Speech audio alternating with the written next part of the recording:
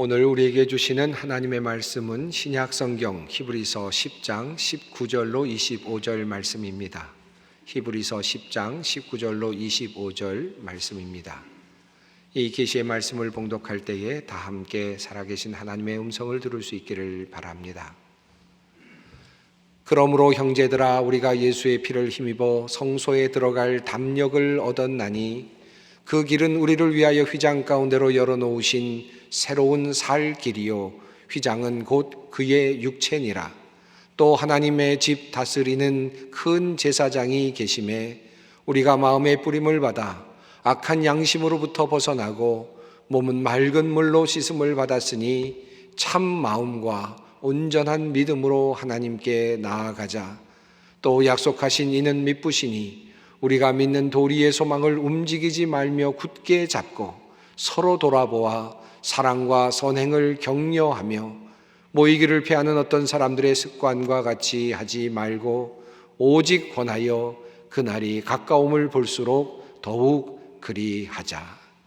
아멘. 오늘도 온라인으로 예배를 드리시는 분들도 많이 계십니다만은 오늘은 특별히 예배당 문이 열리고 또 우리 많은 성도님들이 함께 예배당에서 예배할 수 있는 날이 되었습니다. 여러분, 예배당에 계시는 분들 환영합니다. 많이 보고 싶었습니다. 여러분 마스크를 좀 벗고 함께 뵙고 싶지만 아직은 좀 참아야 될 것 같습니다.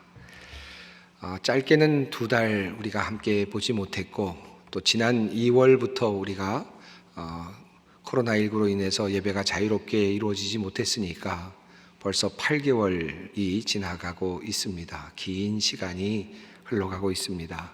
그 사이에 우리의 삶은 참 많이 바뀌었습니다. 신앙의 모습도 많이 바뀌었습니다. 지난 2월 23일 우리 대통령의 심각 단계 발표와 더불어서 우리 소망교회가 예배당의 문을 닫았습니다. 닫을 때 참 마음이 많이 아팠습니다. 평생 처음 목사로서 해보는 일이었고 정말 두려움이 많은 그런 결단이었는데 우리 성도님들께서 잘 따라주시고 함께 협력해 주셔서 지금까지 우리 소망교회가 모범적으로 우리 방역을 잘 감당하면서 지금까지 이르게 된 것을 감사하게 생각합니다.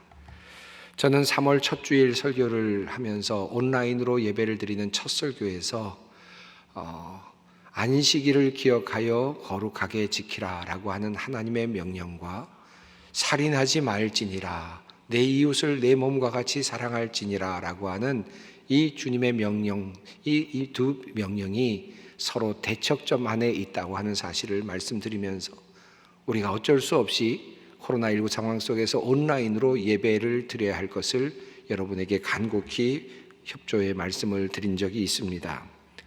많은 성도님들께서 눈물을 흘리시면서 첫 번째 온라인 예배를 드렸고 그날 헌금은 함께 모아서 어려운, 특별히 코로나19로 고생하고 있는 대구 지역에 있는 분들에게 우리가 함께 도움는 손길로 보낼 수 있었습니다. 그렇게 익숙한 자리를 떠나서 코로나19로 각자의 자리에서 예배를 드린 지가 8개월이 지났습니다. 여러분, 오늘의 모습은 어떻습니까? 어떤 분들은 온라인 예배에 아주 푹 빠지신 분들도 계시는 것 같습니다. 너무 좋다고 저한테 그렇게 말씀을 하시는 분들도 계십니다. 저를 위로하려고 하시는 말씀 같은데 정작 위로가 잘 되지는 않습니다. 교회에 오고 가는 시간이 줄어들어서 참 좋다 말씀하시는 분들도 있고요. 또 가족들과 함께 예배를 드리게 되어서 너무 행복하다, 오랜만에 가족들과 함께 드리는 예배여서 참 좋다 말씀하시는 분들도 있습니다. 예배당에 와서 예배를 드릴 때는 잘 들리지 않는 그런 자리에 앉을 때도 있었고 또 잘 안 들릴 때도 있었는데 예배당보다는 온라인으로 예배를 드릴 때는 바로 앞에서 큰 소리로 들을 수 있어서 잘 설교가 들려서 너무 좋다 이렇게 말씀하시는 분들도 있었습니다. 어떤 분들은 한 교회 우리 담임 목사님 설교뿐만 아니라 또 다른 교회 목사님의 설교들도 들을 수 있어서 참 좋았다라고 말씀을 담임 목사인 저에게 하셨습니다. 그러나 참 모두가 다 그래도 어려움 가운데서 행복하게 그런 코로나19의 상황을 잘 극복해 가는 모습처럼 보여서 저도 사실은 다행이라 생각이 되었습니다. 그런데 코로나19 상황이 지나도 이제는 온라인 예배가 너무 좋아서 이제는 그냥 온라인 예배를 드렸으면 좋겠다, 그렇게 생각하는 분들도 꽤 많이 있다고 해서 저의 마음을 조금은 긴장하게 만들고 있습니다. 물론 아직 코로나19가 종식되지 않았으니까 여전히 우리는 온라인 예배를 드릴 수밖에 없고요.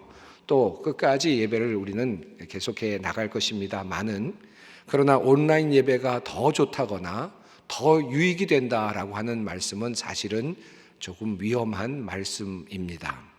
온라인 예배의 편리성이나 유용함에도 불구하고 우리가 함께 모여서 예배를 드려야 하는 이유가 분명히 있습니다.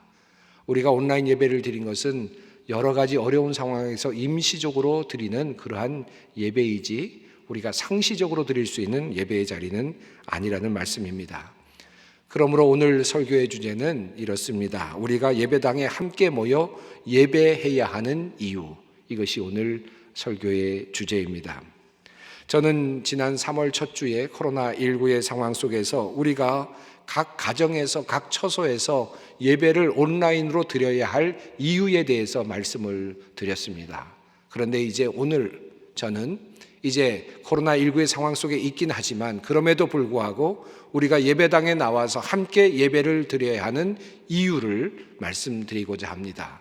그렇게 함으로써 예배당의 예배를 함께 기대하고 함께 기도하면서 준비할 수 있게 되기를 바라고 있습니다. 우선 첫 번째로 초대교회 예배를 한번 깊이 생각해 볼 필요가 있습니다. 사도행전을 비롯하여 성경에 나오는 초대교회의 모습을 보여주고 있는 성경의 이야기들은 한결같이 초대교회가 특별한 장소를 가리지 아니하고 예배를 드렸다는 사실을 우리들에게 증언해 주고 있습니다. 우리 초대교회 교인들은, 성도들은 성전에서도 모였고 회당에서도 함께 모였습니다. 가정에서도 모였고 솔로몬의 행각이라고 하는 곳에서도 모였고, 또 어떤 이는 그런 강가를 따라서 가는 길에서도 또한 함께 모일 수 있었습니다. 공동묘지, 카타콤이라고 하는 공동묘지에서 함께 모였다는 기록도 초대교회의 다른 기록 가운데서 발견됩니다. 심지어는 거리에서도 함께 모였음을 우리는 확인합니다. 안식일에만 모였던 것이 아니고 안식일 후 다음 날, 주님께서 부활하신 날에도 그들은 함께 모였습니다. 그러니까 안식일에도 모이고, 그리고 그 다음 날인 주일날도 함께 모였습니다. 그리고 이틀만 모인 것이 아니라 매일같이 그들은 성전에 모였고 그들의 있는 자리에서 함께 모였고 기도하기를 힘썼다고 성경은 우리들에게 증언하고 있습니다.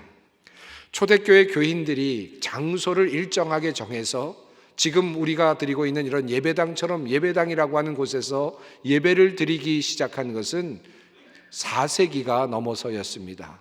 로마 교회가 기독교를 공인한 후에 각 교회에 예배당을 선물로 만들어주고 예배의 처소를 만들어주기 전까지 교회는 특별한 예배의 장소를 가지고 있지 않았습니다. 물론 예배를 드릴 때마다 언제나 어떤 장소는 있었겠죠. 그러나 장소에 대한 중요성이 강조되지 않았다라고 하는 그런 말씀입니다. 초대교회 예배의 핵심은 그들이 자주 함께 모였다는 데 있지 어떤 장소에 특별하게 모였다라고 하는 데 있지 않다는 뜻입니다. 매우 중요한 것은 초대교회 교인들은 자주 함께 모였다라고 하는 것입니다. 초대교회는 새롭게 해석된 그 말씀을 따라서, 신약의 말씀을 따라서 구약의 말씀을 다시 해석했고 예수 그리스도의 말씀을 따라서 구약의 말씀을 다시 보았습니다. 그들은 자기 자신이 이제 예수 그리스도께서 내주하시는 성전이 되었다라고 그렇게 믿고 있었던 사람들이었습니다.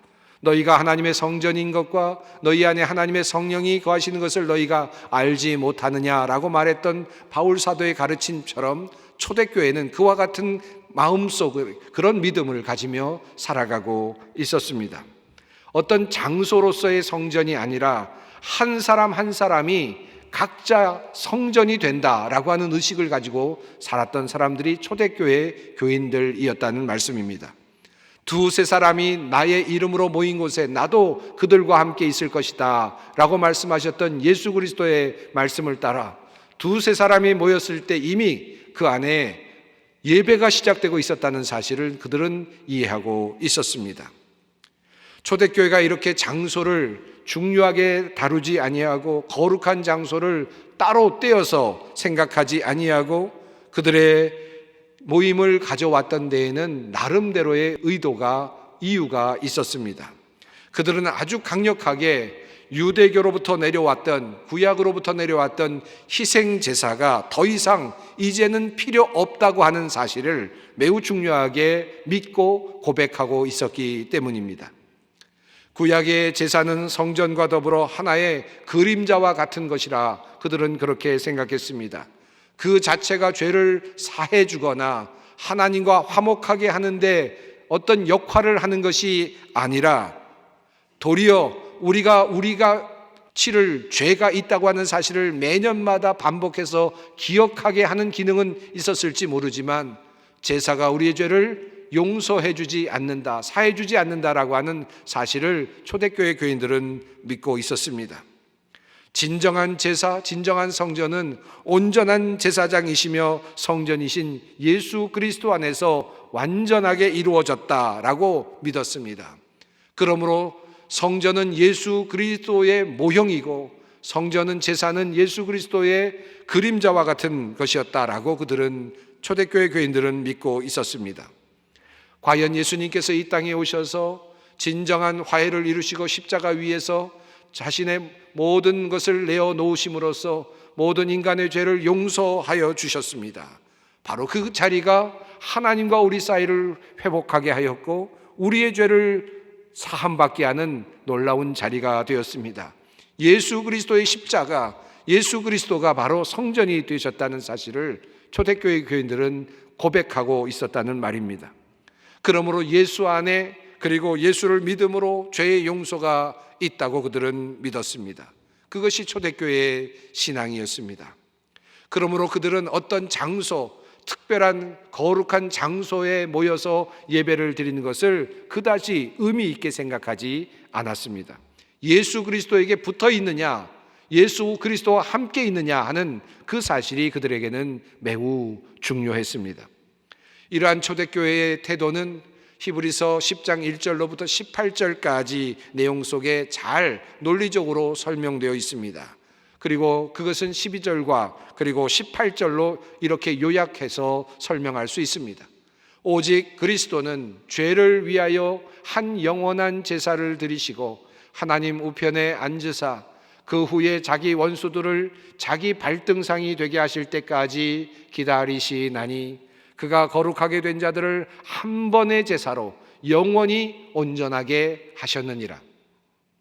이것들을 사하셨은즉 다시 죄를 위하여 제사를 드릴 것이 없느니라. 일반적으로 종교인들이 모이는 이유는 제사를 드리기 위해서 모이는 것이죠. 많은 유대인들이 제사를 드리기 위해서 성전에 모였습니다. 그런데 초기 그리스도인들은 제사를 드리기 위해서 성전에 모일 필요가 없다고 그들은 믿고 있었습니다. 그렇다면 그들은 왜 모여야만 했겠습니까? 이렇게 모일 필요가 없는 상황 속에서도 히브리서를 통하여 우리 주님께서는 더 이상 죄를 용서받을 필요가 없음에도 불구하고 우리 주님께서는 우리 그리스도인들이 함께 열심히 모여야 한다는 사실을 명령으로 우리에게 강조하여 주셨습니다.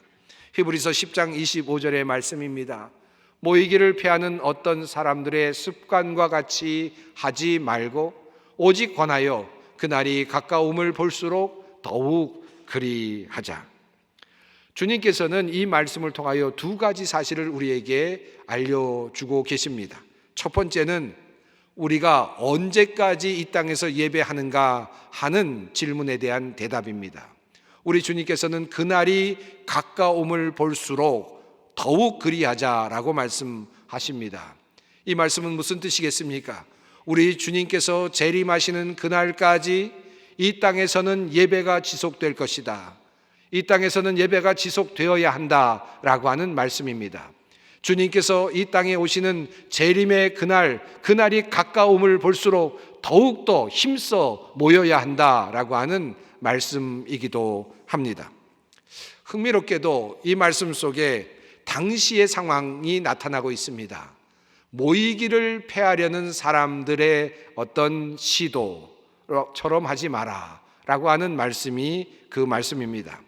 정확하게 이 말씀이 어떤 뜻을 가지고 있는지 당시의 정황을 정확하게 알 수는 없지만 적어도 세 가지의 상황이 추측으로 남습니다. 첫 번째는 신학적인 이유입니다.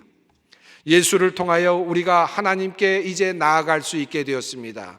예수 그리스도의 십자가의 보혈로 이제 우리는 모두 구원을 받았습니다. 하나님과 화목하게 되었습니다. 이제는 더 이상 제사를 드릴 필요가 없습니다. 히브리서가 우리에게 말하는 대로입니다. 그러므로 이제 우리는 자유로워졌다라고 믿는 그런 사람들이 있었습니다. 더 이상 하나님께 나와 예배를 드리지 않아도 이미 우리는 예수 그리스도를 믿음으로 구원을 얻었고 자유를 얻게 되었다. 그러므로 이젠 더 이상 함께 모일 필요조차도 없다. 자유롭게 살아가면 된다라고 하는 그런 생각을 하는 분들이 있었습니다. 모이기를 패하는 한 부류의 사람들입니다. 두 번째로 또 다른 모이기를 패하려고 하는 사람들이 있는데 그들은 당시에 팽배했던 차별과 관련이 되어 있습니다. 예수 그리스도를 믿는 초대교회는 모든 사람들이 하나의 공동체를 이룬다고 말하고 있었습니다. 가르치고 있었습니다. 형제와 자매가 됨을 가르쳤습니다. 종과 그리고 주인이 한 공동체를 이루고 가난한 자와 부한 자가 한 공동체를 이루는 그런 초대교회가 이루어지고 있었습니다. 그런데 그러한 모습을 감당할 수 없었던 사람들이 있었습니다. 가난한 사람들과 함께 있기를 거절하는 부한 사람들이 있었고, 그리고 주인으로서 종들과 함께 공동체를 이루기를 원하지 않는 사람들도 있었습니다. 그들은 그와 같은 모임을 폐하기를 원하고 있었습니다. 또 다른 사람들이 있었는데 그들은 우리에게도 흔히 일어나고 있는, 오늘날에도 흔히 발견할 수 있는 그런 사람들입니다. 바로 함께 모여야 하는 것은 알겠지만 게을러서 모이지 않으려고 하는 사람들입니다. 나태함으로 모이지 않으려고 하는 사람들, 모이는 것은 알고 있지만 그럼에도 불구하고 자신의 육체를 잘 관리하지 못하여서 모이기를 패하기를 원하고 있는 그런 사람들의 모습도 나타나고 있습니다. 이런 다양한 사람들이 있음에도 불구하고 우리 주님께서는 오늘 본문 말씀을 통하여 분명하게 이렇게 말씀하십니다. 모이기를 패하려는 어떤 사람들의 습관과 같이 하지 말아야 한다. 그리고 오직 권하여 그날이 가까움을 볼수록 더욱 힘써 모여야 한다라고 주님께서는 말씀하셨습니다. 자, 그렇다면 초대교회는 무슨 이유로 모였을까요?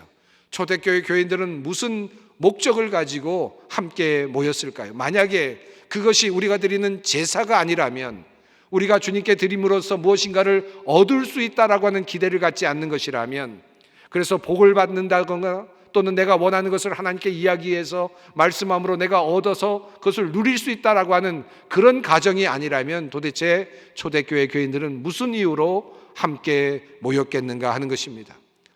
물론 우리 주님께서는 모이기를 피하려는 사람들의 습관과 같이 하지 말라 명령하셨으니까 그 명령을 따라서 모이는 것은 당연했을 수도 있겠습니다. 그러나 그 모임의 이유가 무엇이었을까? 이 질문은 매우 중요합니다.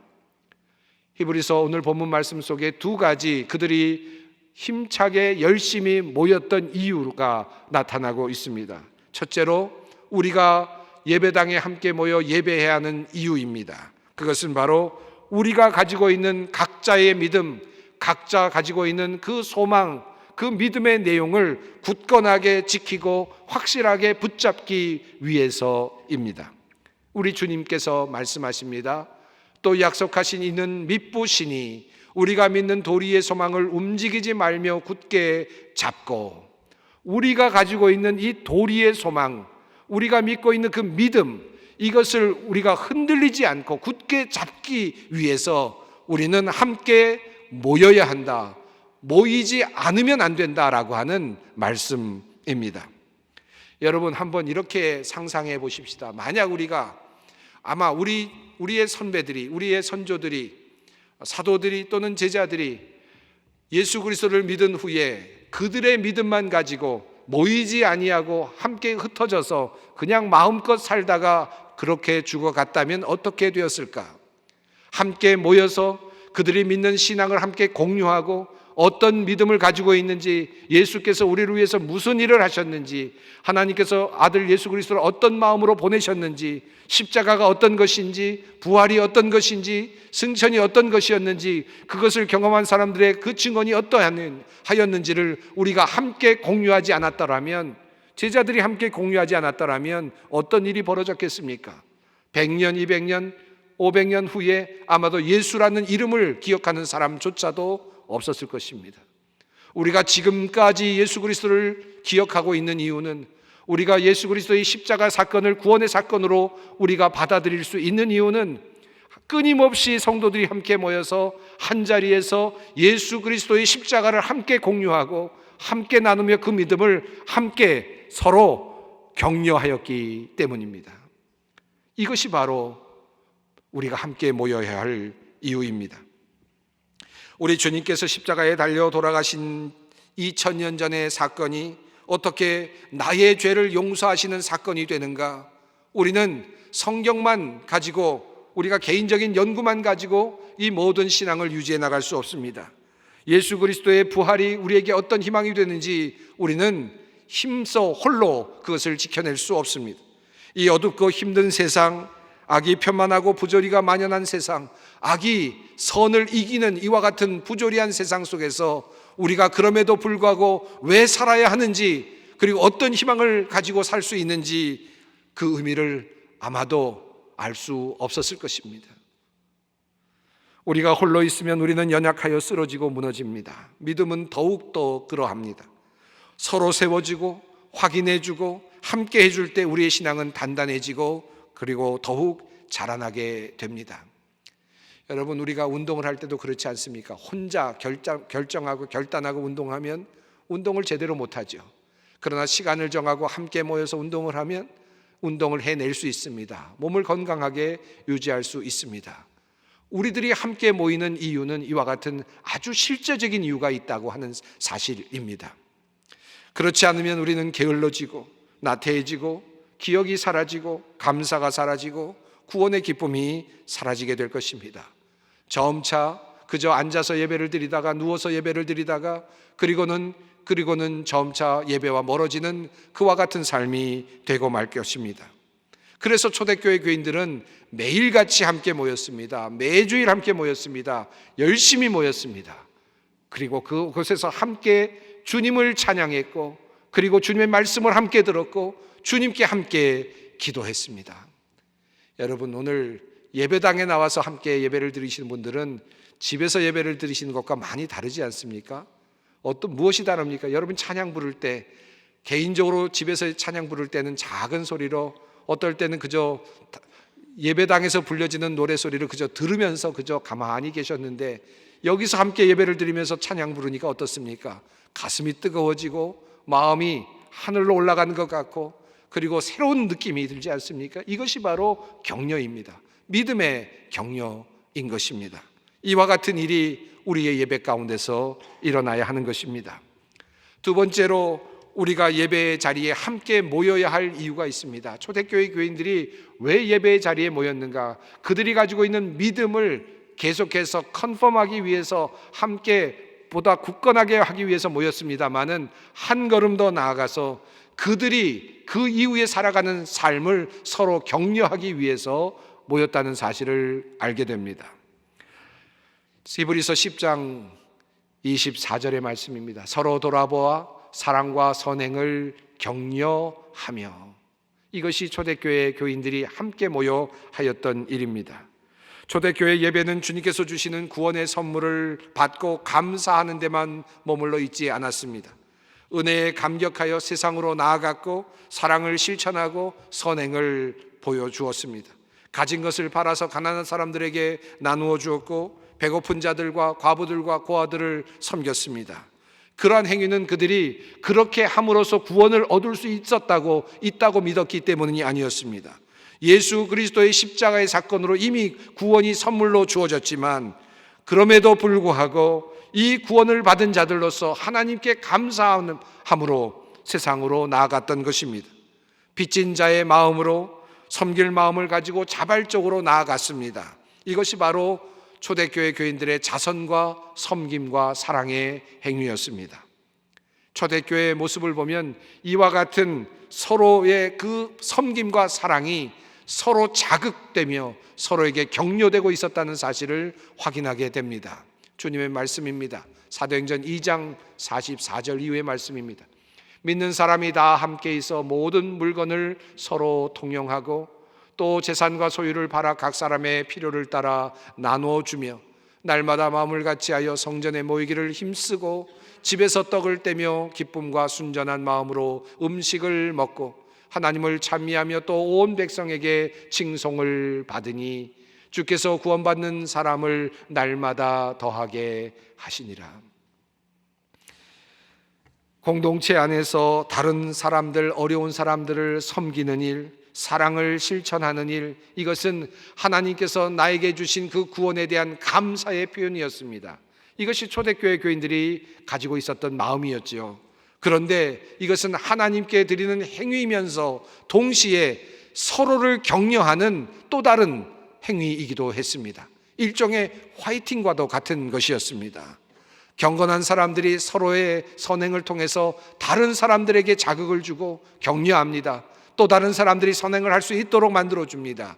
또 다른 사람들이 마음을 단단하게 하여서 다른 사람을 섬길 마음을 갖게 만들어주는 것입니다.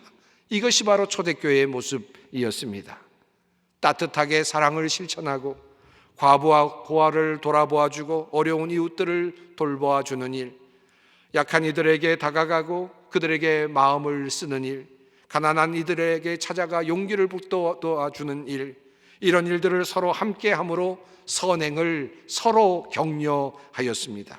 사랑의 행위가 함께 만남을 통하여서 모임을 통하여서 더욱더 두터워지고 강력해졌던 것입니다. 이것이 바로 초대교회가 함께 모였던 이유입니다. 복을 받기 위해 모였던 것이 아닙니다.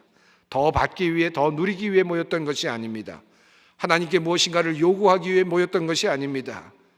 하나님께서 주신 그 구원의 행위를, 구원의 사건을 기억하기 위해서 모였고 찬송하기 위해서 모였고 함께 선행을 격려하기 위해서 초대교회 교인들은 한자리에 모이곤 하였습니다.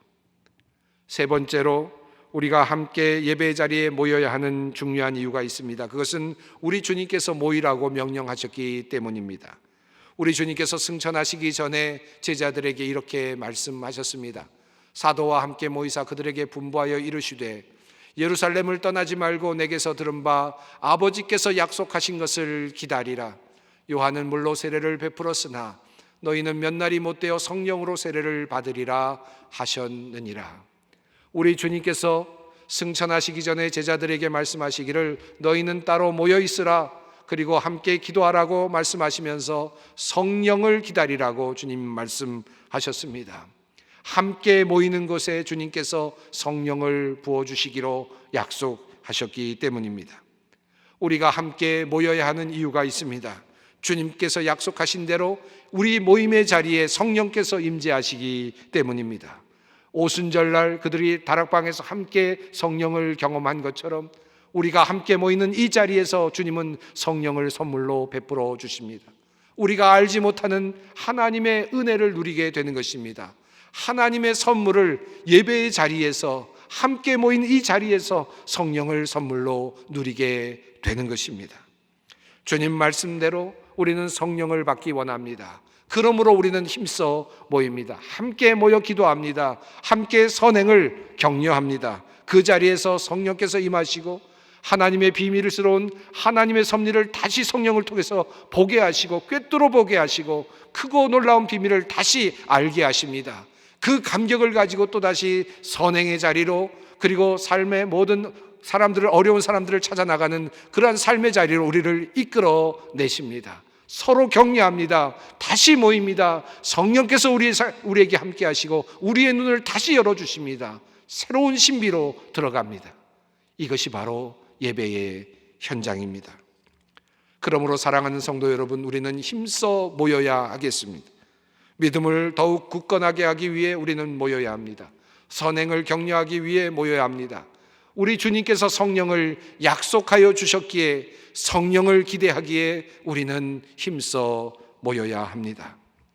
비록 코로나19가 아직 완전히 사라지지 않았고 여전히 위험한 상황 속에 있기에 우리 모두는 다 함께 모이지 못합니다마는 우리가 왜 모여야 하는가, 모여야 할 이유를 가지고 모이는 그날을 기다리면서 그날을 기다리며 주님께 기도할 수 있는 우리 모두가 되었으면 참 좋겠습니다.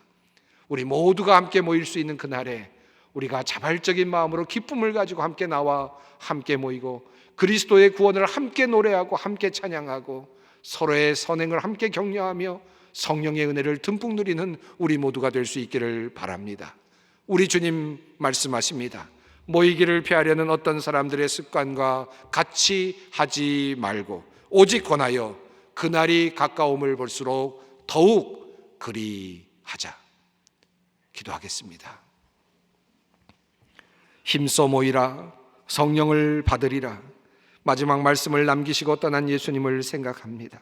하나님, 우리에게 예배할 수 있는 마음 주시고 하나님의 구원 사역을 기억할 수 있는 영적 기억력을 주셔서 감사합니다.